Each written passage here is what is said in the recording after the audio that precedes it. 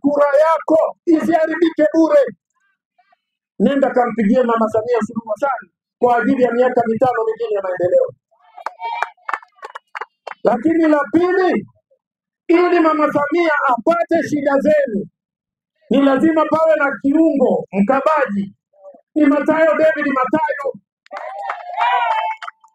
Wewe kama una mbunge wako na itikadi yako, usipate shida, wewe piga kura kwa Matayo kwa ajili ya maendeleo.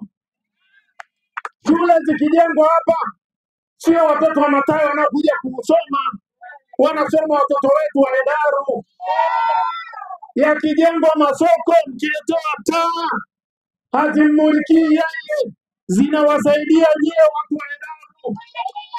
Kwa hiyo kapigeni kura bila roho mbaya, mpigieni Matayo David Matayo.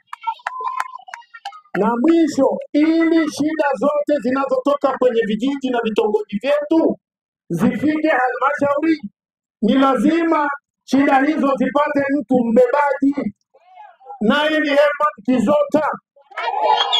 Na waombeni watu wa Hedaru mliojipumzisha huko kwenye majumba yenu, Oktoba 29 nendeni mkapige kura kumpa huyu kijana Herman Kizota. Mjemoni wale wanaompita watakaoenda kuwapigia wanyanyue mikono tu basi nifurahi. Asanteni sana. Nashukuru sana mama.